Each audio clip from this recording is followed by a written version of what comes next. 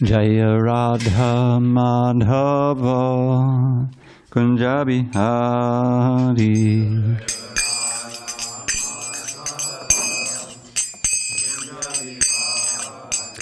Jaya Radha Madhava Kunja Bihari.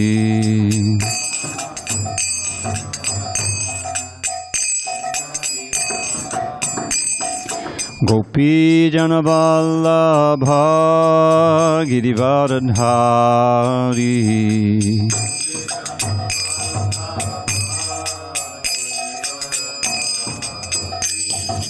Gopi Jana Vallabha Girivardhari.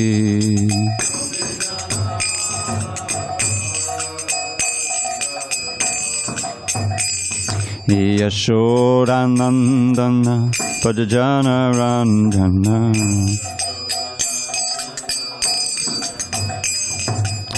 Yashodanandana Pajajana Ranjana.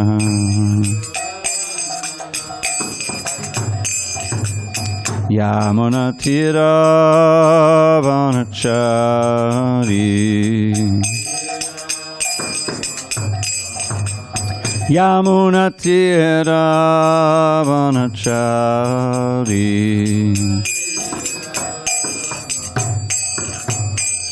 Jaya Radha Madhava Kunja Bihari.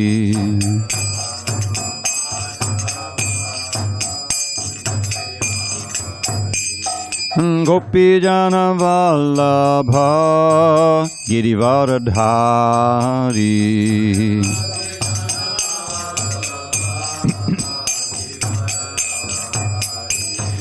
Gopi Jana Vallabha Girivardhari.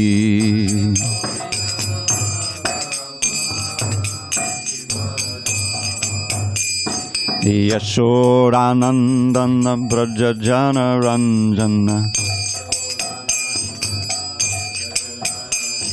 Yashodanandana Brajajana Ranjana.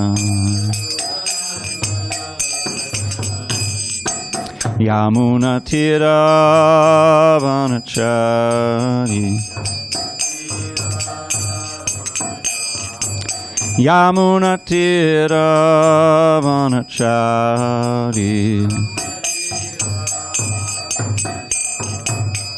Jaya Radha Madhava Kunja Bihari.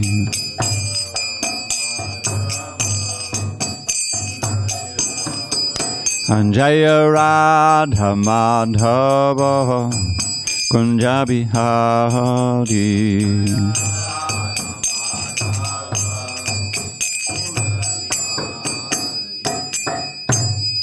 Jai Om Vishnupad Paramahansa Padavajaka Ashtotar that Sri Srimad Divine Grace Srila A.C. Bhakti Vedanta Swami Prabhupada Ki Jai.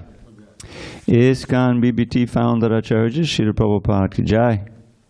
And Jai Om Vishnupad Paramahansa Padavajaka Ashtotar that Sri Srimad Divine Grace Srila Bhakti Siddhanta Saraswati Thakur Ki Jai. Ananta Koti Vaishnava Ki Jai. Namacharya Srila Haridas Thakur Ki Jai. Grantharaj Srimad Bhagavatam Ki Jai. Samaveda Bhaktavinda Ki Jai. All glories to the assembled devotees. All glories to the assembled devotees. All glories to the assembled devotees. All glory to Sri Guru and Gauranga.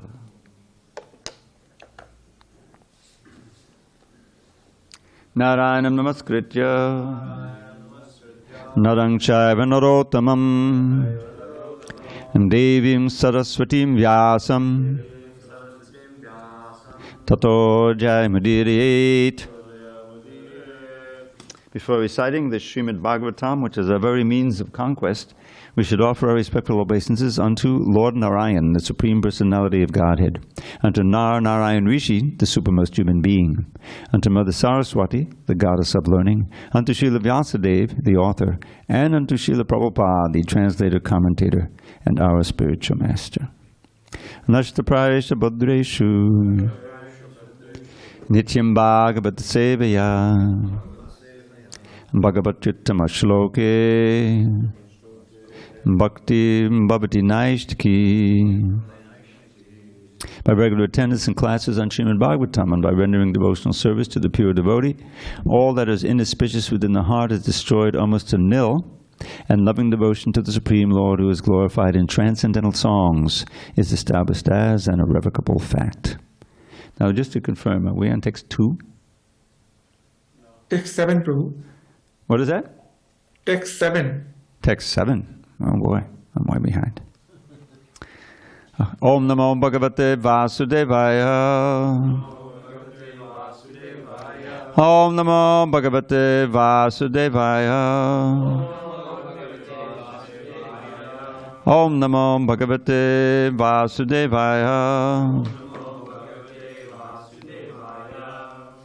Okay. On this 26th day of August 2022 in San Diego, we're reading from Srimad Bhagavatam, translation and commentary by His Divine Grace A.C. Bhakti Vedanta Swami Prabhupada. And we are studying Srimad Bhagavatam, 5th canto. This thing isn't working. 26th chapter? 26th chapter, text number 7. Okay, we got a lot of Sanskrit here. I'll do it fast.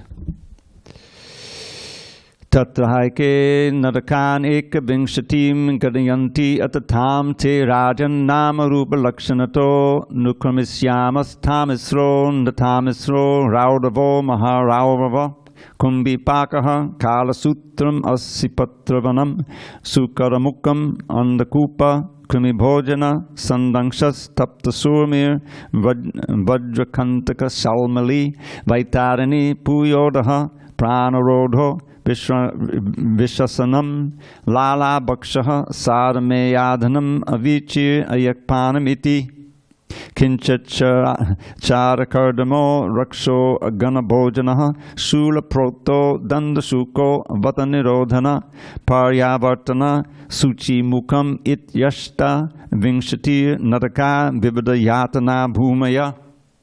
Even in Sanskrit it sounds scary. Those are all the names of the hells. Okay.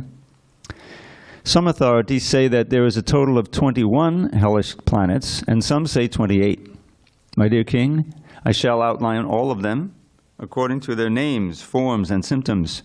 The names of the different hells are as follows: Tamisra, Andhatamisra, Raurava, Maharaurava, Kumbipaka, Karasutra, Asipatravana, Sukaramukha, Andakupa, Krimibhojana, Sandangsha, Tapta Surmi, Vajrakantaka Shalmali, Vaitarani, Puyoda, Pranarodha, Vishasana, Lala Bhaksha, Sarameyadana, Avichi, Ayakpana, Charakardama, Raksho Gana Bhojana, Shula Prota, Dandasuka, Avata Nirodhana, Paryavartana, and Suchi Mukha. All these planets are meant for punishing the living entities. Text 8, just the English. My dear King, a person who appropriates another's legitimate wife, children, or money is arrested at the time of death by the fierce Yamadutas who bind him with the rope of time and forcibly throw him into the hellish planet known as Tamisra. On this very dark planet, the sinful man is chastised by the Yamadutas who beat and rebuke him. He is starved and he is given no water to drink. Thus the wrathful assistants of Yamaraj cause him severe suffering, and sometimes he faints from their chastisement. Nectar. Let's go on to text 9. The destination of a person who slyly cheats another man and enjoys his wife and children is the hell known as Andhatamisra. There his condition is exactly like that of a tree being chopped at its roots. Even before reaching Andhatamisra, the sinful living being is subjected to various extreme miseries. These afflictions are so severe that he loses his intelligence and sight. It is for this reason that learned sages call this hell Andhatamisra. Andha means blind. Andha, blind.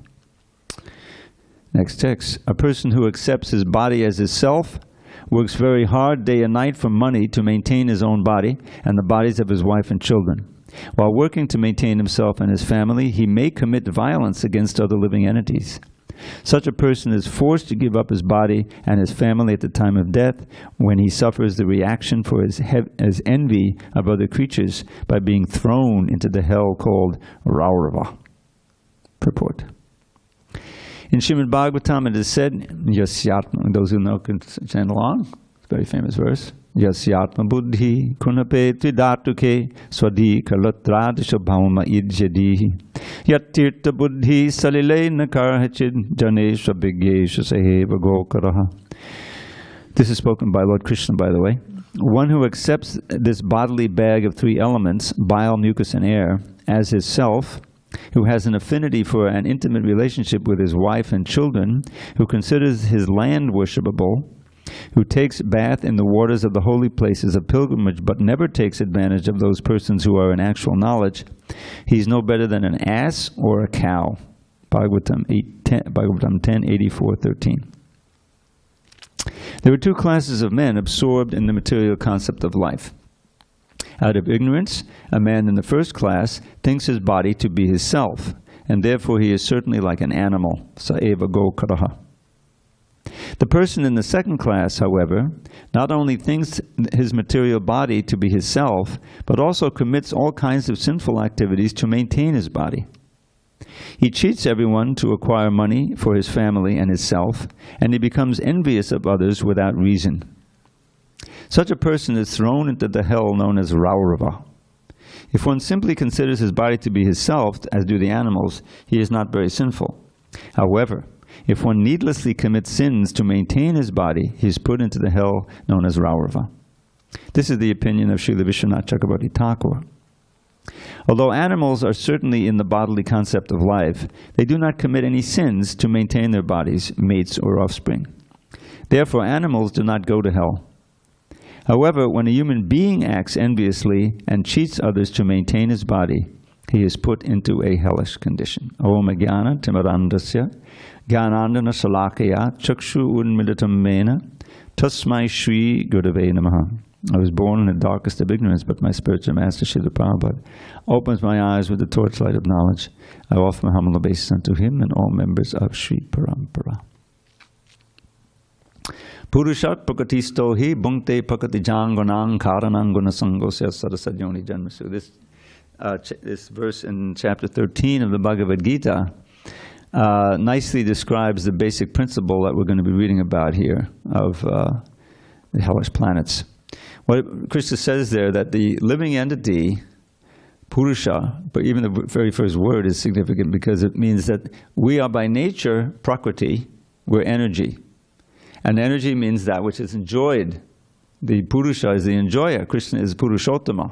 He's the chief of all Purushas, the ultimate enjoyer. When we forget that, which we all have, that's why we're in the material world, we're thrown into the material world where we can play the role of Purushas, although we're actually Prakriti. So from the very beginning, we're not in our constitutional position. So that's why Krishna says here, Purusha, the living entity. In this material world, Prakritista, in the material energy. Bhunkte Prakriti Jan Gunan. Now, Bhunkte can mean enjoy. It often means enjoy, but here it can also just mean experience. Experience. Prakriti Jan Gunan. He experiences the varieties of how the modes of the material nature, which are born out of material energy itself, but born from material nature, these modes of nature. Prakriti Jan Gunan. Karananguna Sangosya. Now here's the key line here. According to how he associates with those modes, Karananguna Sangosya Sadasadyoni Janmasu. He gets a good or bad birth, born in a good or bad situation. So in other words, we have this minute free will, by which we can choose to engage in this way or choose to do this. Everything depends on our activities, what we choose to do. But the key element of that is, well, you act according to your knowledge, or lack of it. Just like the animals, they're not responsible because they don't have the ability to reason, to understand, not to act simply according to their impulses or instincts. They have this less brain power uncovered. So they may, you know, as they do, they kill other animals. The lions are eating the little deer and so forth, you know. What would be sinful for a human being to go and kill a deer and go back, chop it up and cook it up, you know, venison, is not sinful for the lion. So the lion is already suffering. The soul in the lion body is suffering for something that he did in the human body. In other words, they're going down and they gradually come up. It may take many years to get back to the human form. So this word ignorance, I was contemplating that as hearing some of the previous classes about in this chapter. Think what that means. Ignorance has the import that you're ignoring something, right? In other words, the mode of ignorance means that you may know the principles, you may know what's right to do, but you ignore it. You don't care. You're being impelled by your lower self, by your senses, by karma, to act against your what you may know theoretically. And at a certain point, the knowledge is covered. You forget about it. The perfect example, I was thinking of buying a pack of cigarettes, not to smoke them, but to use them as a prop in maybe the next Sunday feast or something. You know, here's a perfect example. You got these cigarettes. And I don't know how many millions of people still die in America every year from lung cancer caused by cigarettes. It's still a scourge. Not as bad as it used to be, because fewer and fewer percentage of young people are taking it up. They would always, you know, direct their advertising toward the youth, because they know if they get them hooked, you know, when you're 15, 16, 17, then you'll go on 20, 30, 40, you'll be smoking. They're totally demoniac, these tobacco companies. So then they made a law, well, it's against the law. First of all, they stopped having any advertisements on TV, which is a big thing. And then there's also some restriction against the kind of advertisements that are obviously geared toward young people. You can't do that, you know. But they don't outlaw it, you know. They just control it, just like liquor, like alcoholic beverages. It's not outlawed, but it's restrained. You got a license, you know. I go to Ralph's to buy one thing. I only buy kale there, you know. the best kale for the least money. So sometimes I have to use the restroom there. So I'm walking in the back. I'm walking through an alley. They have one lane that's just for alcoholic beverages. One thing, you don't have to go to the bar. You know, you can pick it up here while you're getting your apples and your whatever. Very demoniac. So the idea is that for the pack of cigarettes, there was also a law. They wouldn't put it on if it wasn't. That be careful. Cigarette smoking is hazardous to your health. Now, I think they've changed that message, since that was what they first put on when I was a kid in the early 60s. Yeah, that was on it. Now they may have little pictures of people with lung cancer, right? I mean, there's a whole thing going on. But still, a lot of people ignore that because they're impelled by their need for the cigarettes. What's going through their mind, I don't know. Is that it won't affect me. You know, I'll luck out. You know, it won't happen to me. So this principle is there throughout. The Shastra are there. The scientific studies are there. You know, telling you how this is bad for you, this is bad for you. The whole standard American diet is like horrible. All of this processed food and all of this high fructose corn syrup, and the whole thing is engineered. I remember I read about this once a long time ago, how after World War II, there were various refugees that came to America, I think from France, the perfume industry. They relocated because France was a wreck, you know, but America really didn't suffer any damage. So they relocated in New Jersey, and they expanded. This became Dow Chemical.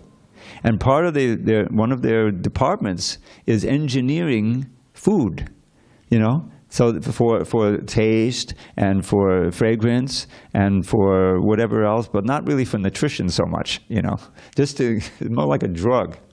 And you have these young people and old people addicted to various engineered foods, processed foods that taste great, you know, and gives you some calories, obviously.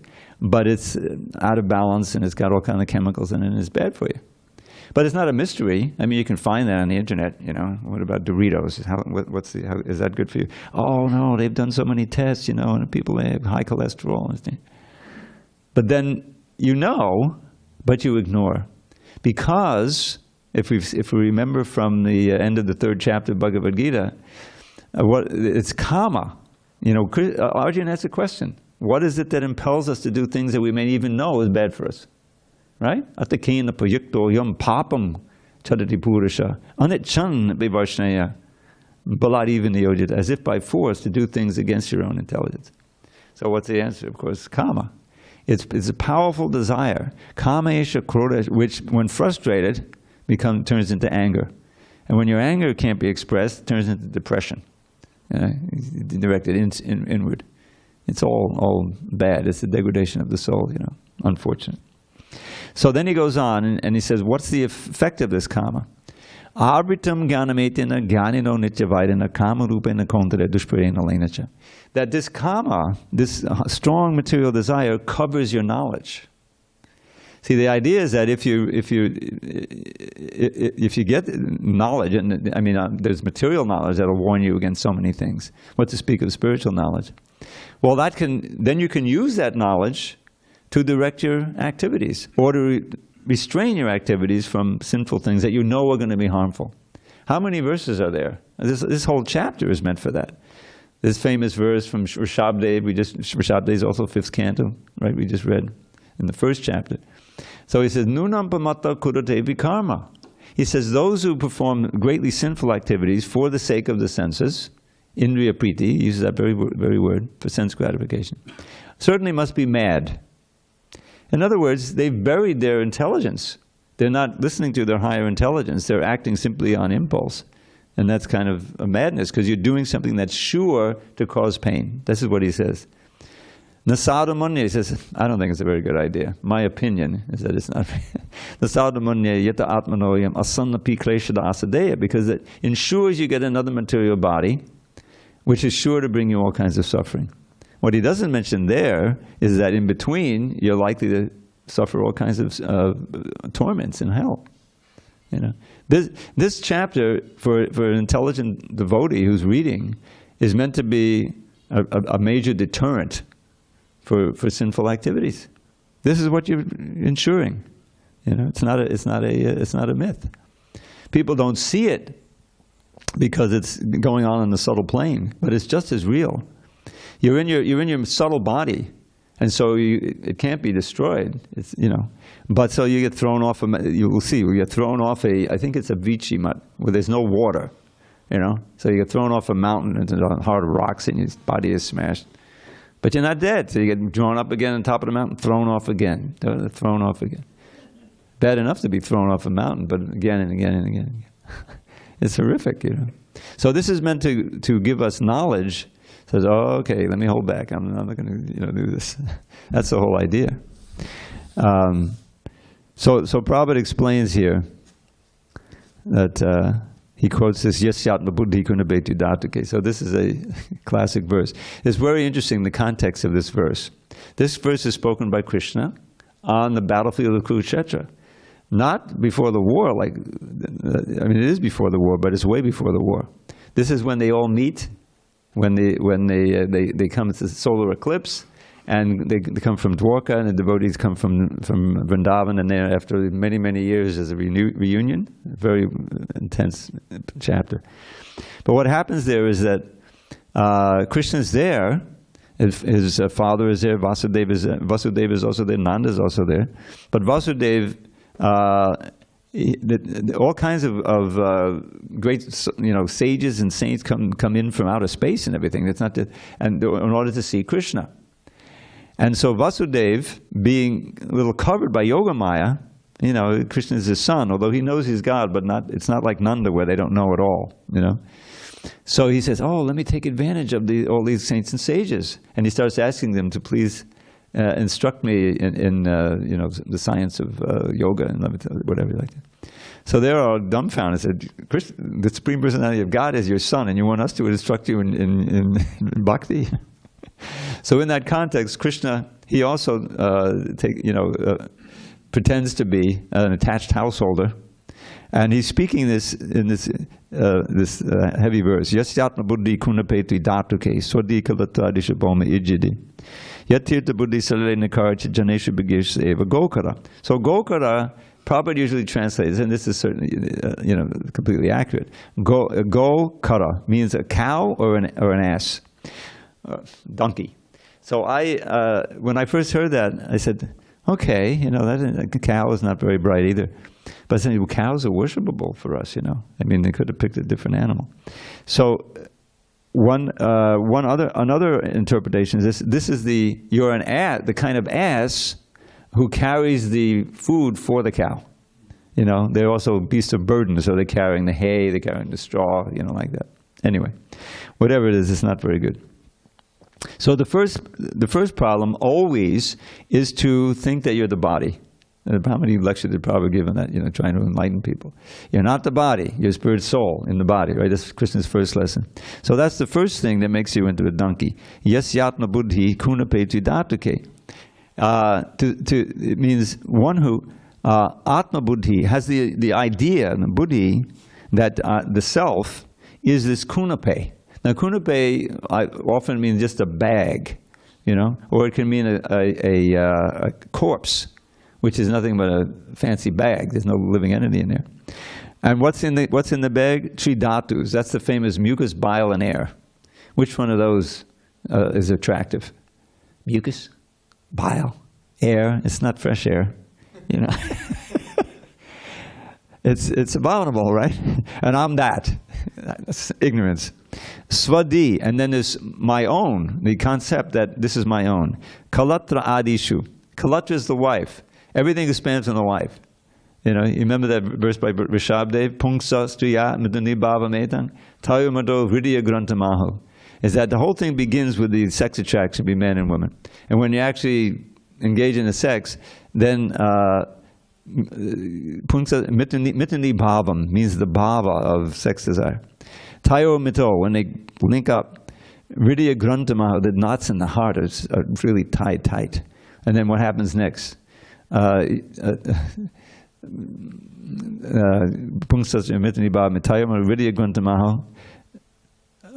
the next one? Chaita Ata Griha Chaita Sutapta Vittaya. So then what follows? Then comes Griha. You got to have a place. I remember you live in the Brahmacharya Ashram, and then Brahmacharya Ashram in New York or LA, And sometimes one of the devotees who want to get married, So the first thing is, oh God, we got to get an apartment. Now we have to beg the temple president, can we rent one of the apartments, or can we, get a job? So first comes the griha, then comes the chaitra. Chaitra means the land, where you can farm. That's usually what happens. Or it can mean a job, anything to sustain. And then comes sutta, which usually means sons or in general children. So now there's more responsibility. I read recently that it costs $300,000 to raise a child in today's country. $300,000. Hare Krishna. So and then after the children, then you get all the apta, the relatives. You don't just marry a woman; you marry the woman's family and your family. Now suddenly you got all these relations and relatives. You have big, gatherings, and some of them want to live together with you. And oh God. And then to make it all run, vitta, you got to make money. So in this way, janasya, all of this generates moha, most illusion, and characterized simply by yamahammameti, the essence of the false ego. I and mine. I am the husband of this wife. I am the father of this children. I am the relative. I have this. I am the owner. I. And mine. Which is a big trap. And in that situation, your knowledge is often completely covered, and you may perform not even willingly or even understand that it is a sin, but you're like this business thing. The regular business can easily turn into cheating. Like you're selling some medicine. Like Prabhupada, of course, was an honest businessman, but it's easy to sell medicines that are just useless. As long as they have good advertising, people will buy them. And then that's a sin. You're cheating, then you have to suffer. So this verse is very instructive for all of us. And you can see how the next step from all of this is sinful activity. which leads to the hellish punishment. So now Prabhupada makes a differentiation here between two classes of men to absorb the material concept. Out of ignorance, a man in the first class thinks his body to be his self, and therefore he's certainly like an animal. The person in the second class, however, not only thinks his material body to be his self, but also commits all kinds of sinful activities to maintain his body. So, it's hard to stay, in especially the modern age, hard to stay just in the first class, to be a very, God-fearing, husband and all these different things. Because there's no knowledge, there's no culture of avoiding sins. Just the wife goes to Ralph's and gets groceries for dinner, and the chances are very, very high. It includes meat and then all kinds of things, like that. So that's a very sinful activity, and he's going to suffer. So you can see how, and Prabhupada reiterated this throughout his life preaching, how the greatest gift for humanity is real knowledge. Real knowledge. Because until you are exposed to real knowledge and accept it, then you're going to be at the mercy of all of your conditioning within the material world. And that was the state of the whole world before Prabhupada left India and came to America and started that whole program. Nobody knew any of this stuff. Yes, there was so many, going to church and this and that, but there's no science of how to live sinlessly. It's just basically, well, it's sure and certain that I sinned, right? So let me go and confess and get absolution and then go on with my life. But you have no means to change your life, so people are just sinning. And eventually and then the fact of the matter is that even the leaders of the church are also not practicing real bhakti so that they can transcend the lower modes.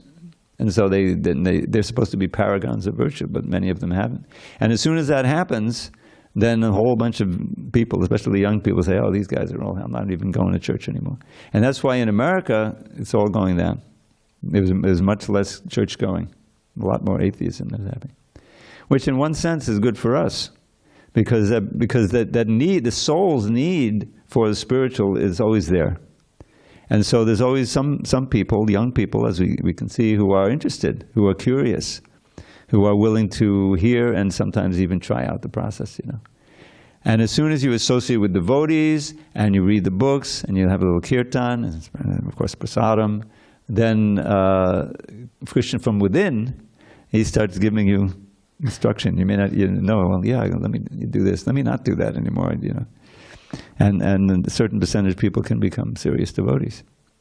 So this whole chapter is meant to, I mean, for devotees, it's like, whew, I'm glad I got out of that, because repeatedly you learn in Krishna consciousness how powerful the holy name is. This Hare Krishna mantra. First installment. What to speak about chanting the name, even if you just hear it once, it makes your life auspicious. So many sinful activities are eradicated. And what does Krishna say right in the second chapter? He says, Neha bhikkumanashosti pratyavaya navidyate. Who knows the rest? Go ahead. Yes, thank you. Svapam apasya dharmasya trayate mahato bayat. It's exactly pertinent to what we're saying. Krishna says, it's like, I always think of Radharani when this mudra, there's a mudra. Mudras are very important. Sometimes the Radharani will have in her hand, she's making an offering to Krishna, like in Radha Madhava, in Mayapur. She's got the hand, which is another perfect thing. But this is called the Abhaya Dham, means the gift of fearlessness. Don't worry. Don't worry. You just worship me, chant Hare Krishna, you're not going to hell, like that. So Neha bhikkumanashosti, in this endeavor, Krishna, there's no loss or diminution. In other words, whatever progress you make, that's permanent. Svalpam apyasiddham, even the su-alpa means very small advancement in this path. Svalpam apyasiddhamasa trayato mahato bayat. We're reading about the great bayat here. The fearfulness of getting, going to hell. that you won't have to go to hell, and you'll get a human form. Prabhupada said that 100 times. You're assured of a human form. And Krishna says in 6th chapter as well. You may be on this path of Ashtanga Yoga or Bhakti Yoga.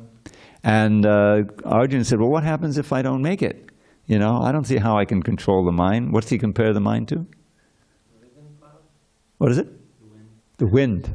Like powerful wind, like a hurricane, you know. He says, what is it? Vayariva sudushkaram. It's very difficult, impossible to control the mind. So I don't think I can do it. So, you know, he's thinking, well, Krishna is instructing him to follow this path. And what's going to happen? I'll be like a riven cloud, you know. I won't be doing my Kshatriya job. And I'll be sitting in the Himalayas, but I'll fail in that. And I've already given up so I'll be like a riven cloud just blowing around the wind, you know. What about that? Krishna says, no, don't worry. You know, Shuchinam Shimatam Gehe Yoga Brashta. The Yoga Brashta, those who can't complete the course, they'll be born in a wealthy family, so they won't have to worry about their wealthy and pious family. I mean, so they won't have to worry about their maintenance. They can, you know, join the Hare Krishnas. Or you'll be born in a Brahminical family or a family of yogis. And then Prabhupada said, that was my, you know, great blessing. Is that one who is born into a family of devotees, bhakti yogis, is the most fortunate of all. But still, we should, you know, persevere as hard as we can in devotional service.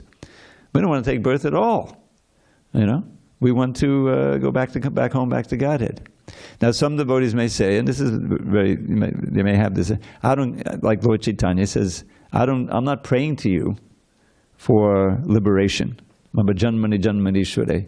Let me take birth again and again, and I don't want any wealth, women, followers, any of that, you know. I don't even want liberation. So what do you want? You're praying. He said, Babadan Bhaktir Ahaituki Tvahi. Let me have unmotivated devotional service to you. Now this word unmotivated really needs to be explained, because in English it doesn't work, because you got to be motivated to do anything. There's some motivation. So that means no material motivation. Motivation is there to please Krishna, to please Guru, to serve the devotees. There's all kinds of motivation to act. But it's not a self-centered motivation. It's not a motivation for some kind of sense gratification, gross or subtle. That's Anyabilashita Shunyam. Shunyam. So this verse is meant to give us pause, you know, and Yasyatma Buddhi Kunabeti Datake. This is the perfect verse for this chapter. So he makes a distinction. Someone who is not a devotee, but he doesn't commit sinful activities. There are two classes of men absorbed in material life. Out of ignorance, a man in the first class thinks his body to be his self, and there he is certainly like an animal. But he has some sense of morality, some sense of ethics. And he tries not to hurt people, he tries to live that kind of life. And there are people like that. Those who are living that kind of life are more likely to be attracted by Krishna consciousness, because it's the modes. If you're in the mode of goodness, you know, you try to do good for others and like that, then the devotee asks you for a donation so we can help everyone. You know, say, oh yeah, sure, I'll give a donation. As soon as you do some service like that, Krishna notices from inside the heart he's directing you. So that's what the preacher is looking for. For someone, he's not, you know, the demons, they're often beyond the pale. You try to avoid them, right? This is Madhyama Adhikari.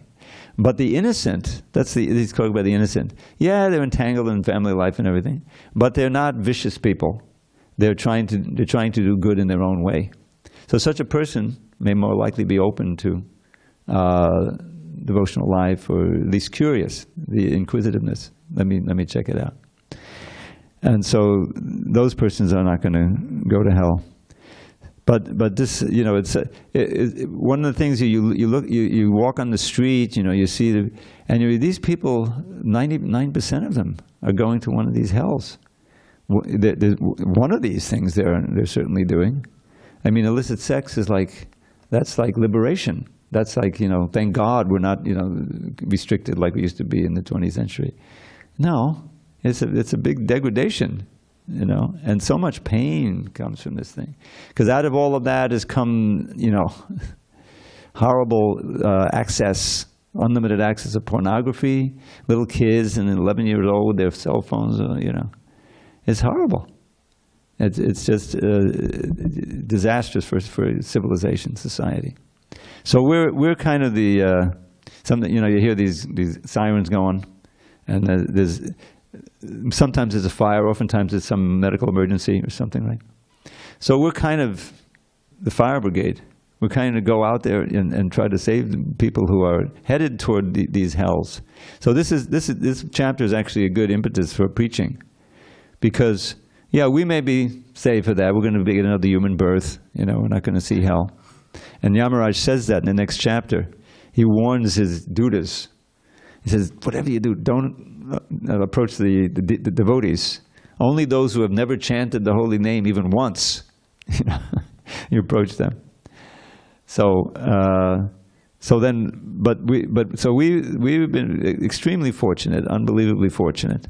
But we will really feel the mercy of Lord Chaitanya, Lord Nityananda, Srila Prabhupada, and all the great sages, and Krishna himself, if we also help others, try to give this boon to others of knowledge and the means to realize the knowledge. Not just give the knowledge, but then there's also the chanting.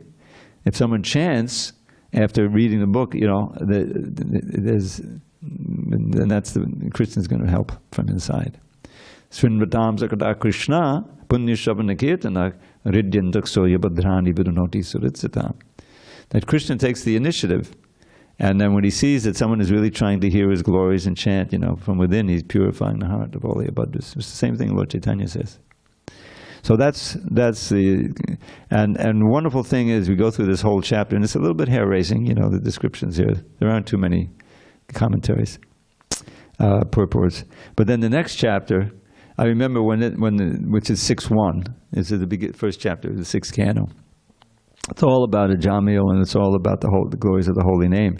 When that book came out with that chapter in it, they printed many thousands of just that one book, so that the devotees would go out and be able to distribute that. We thought it's so impactful for people, so important that they get this message. So that's the importance here. This really what should happen when we read this is not that, we're fearing that, I'm going to suffer like that, but that it should awaken our compassion for all the people who are heading in this direction, so that we try to give them the holy name, give them the books, give them prasadam, give them Krishna. That's the idea.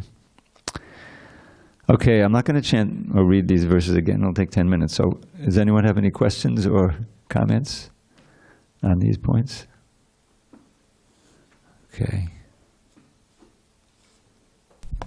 Okay, thank you for a wonderful class. I've been looking forward to this for a long time. So, really? Yeah, this chapter, and you started us out so nicely. I had two questions, but one is, are these material planets, the hellish planets, they'll be dissolved at the end of this universe?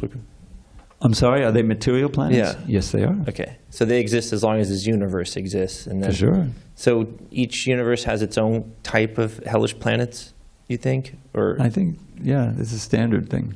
So these are unique. They have the Brahma, and they create the upper and lower planetary systems. And so like within our universe, these hellish planets are set up for all the things we can do, bound by the laws of, the physical laws here. When we go wayward for this universe, we get sent to these specific planets. I mean, the thing is he gives there's a whole list here, but then he says, but this is only some of them. This isn't the full list. Right. And a very interesting thing came up yesterday, which I never thought of. Well, a lot of people do more than one of these things. So do they have a tour of the different planetary, the planetary systems? I don't know. Is that I'm going to have to read the commentaries, but to confirm that, because it's like it's not because you have illicit sex and you like to eat lobsters that is one or the other. Either you'll have to embrace for 10 million years the red hot iron form of the opposite sex, which can be a little painful, or you'll have to be boiled like the lobster, one or the other. It's probably both, but I want to confirm that. So I have a question that's quite interesting, but before I begin, I want to, because we're getting into the definitions of the actions that we do and then the resultant hells that we go to. Yeah. So could we look at those first two planets that you described? I wanted to look at the first sentence of each of those because they seem very similar. Because they talk about appropriating a wife and children and then like slyly cheating a wife and children. I was wondering how that's different in terms of the planet. All right, I'm not sure how far I got here. Tapas, can you help? Oh, I must have read the purport to text 10. So Yes, Prabhu. I think it was 7 and 8 or 8 and 9 was the first two hellish planets. You read from 7 to 10. Oh, 7 and 10. Okay, thank you. So what did you want me to read? The translation first sentence, 7? Yeah, of the first sentence of that and the next planet, because they sound very similar. So I was wondering if, based on terminology, you could distinguish what this action is. I don't want you to meditate on these planets too much. You may take a tour. But, so 7 is the one with the big list. okay, so 8. So 8 is the first individual planet. Okay. My dear king, a person who appropriates another's legitimate wife, children, or money is arrested at the time of death by the fierce Yamadutas who bind him with the rope of time and forcibly throw him into the hellish planet known as Tamisra. The next one is under Tamisra. So that's what I'm asking is if the next sentence of the next... Let's see what happens here on Tamisra. Yeah. Okay. On this very dark planet, Tamas is dark, the sinful man is chastised by the Yamas who beat and rebuke him. He's starved and he's given no water to drink. Well, thus the Yamadutas cause him severe suffering. Sometimes he faints from their chastisement. And then... Because he appropriated them. That's what's interesting. And this next one that says something about slyly tricking them. Means to steal. Okay. Misappropriate. Yeah. And 9. The destination of a person who slyly cheats another man and enjoys his wife and children is the hell known as Anda Tamisra. It is similar. I mean, it's all bad, but I'm just wondering what kind of trick. There is, so it's Anda Tamisra. So it's a similar sin and it's a similar name of the hell. And there his condition is exactly like that of a tree being chopped at its roots. Well, there's some variety. Even before reaching Anda Tamisra, the sinful living being is subjected to various extreme miseries. These afflictions are so severe that he loses his intelligence and sight. It's for this reason that it's called Anda Tamisra. Now, we probably don't recall, but you may recall in the 3rd canto, there's also a little description of this. And the trip from getting pulled out of the body to hell, it describes some of the animals that you killed are waiting there, to torment you on the way. And so it's not a pleasant trip either, to go to hell. It's like there have been movies where you have to walk to your jail cell, and while you're walking down the corridor, all the prisoners are like, "Oh, I'm going to kill you. Look at the new one," like you're getting taunted on your way to your prison cell. Yeah. So those distinctions are not important. What the minor actions that the offense there, what was that? Slyly tricking or appropriating? I wouldn't put too much into that. Slyly cheats, in other words. One just cheats and one slyly cheats? Is that just give lots of respect to wives and children, and we'll avoid that. Chant Hare Krishna. So this was actually interesting thought is that we're being punished for sins that we've done. We've harmed others by those actions. We're being punished now. So eventually, hopefully, we're atoning or reforming. This is us per our actions. But also, if we're chanting Hare Krishna, a lot of those sins, they take care of them, become resolved. You're underestimating the power. As soon as you chant Hare Krishna, especially with concentration, with some understanding, with some purity, without offense, all your sins are eradicated. Wonderful. More than you could possibly commit. The problem is that there's a certain conditioning that the fan is still going. Momentum, you pull the plug, he called it. but the fan is still running. So therefore, we have all of these restrictions and warnings and the sangha to restrict us, so that we may have this thought, but we won't do it because we're protected. In other words, remember that the basis of the whole thing is ignorance. That's respected, and it's explained in the Nectar of Devotion. Mm-hmm. And that if you really don't know, then you're just at the mercy of your lower self. But we know so much knowledge is coming, the books are coming, and the association with other devotees. Good models, role models, the sadhus and the guru.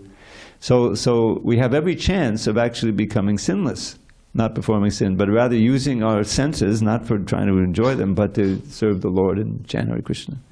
you know. If you're So- chanting offensively, are sins still being cleared, or do you have to get to the point where you're chanting offensively? Yeah, Or it's like a not spectrum, offensively? you know. Okay. In other words, if you're chanting completely offensively, then you're setting yourself up to perform new sins and then, you know, stay bound in the material world. Okay. The danger that we face mostly is that we become offensive to devotees, Yeah. and therefore we can't stay amongst devotees. Krishna doesn't let you. You're very uncomfortable. You know, I like to tell this little story. You have a minute. Yeah. One devotee, he was a very responsible devotee. In fact, he was the editor-in-chief of BTG when I first went to LA. And before that, he had worked at the press, physically at the press. We had a physical press in Brooklyn to print books. Very responsible devotee. But then he had some problems, you know, controlling his senses. And then at a certain point, he was sleeping in the office, meaning that he couldn't sleep in the apartment. His wife had kicked him out. So I don't know the details, but you can imagine something, you know. So then I remember seeing him. This was so tragic.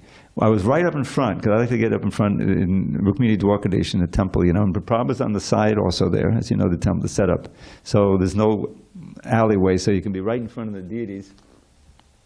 And this devotee was just right next to me, but he couldn't look at the deities.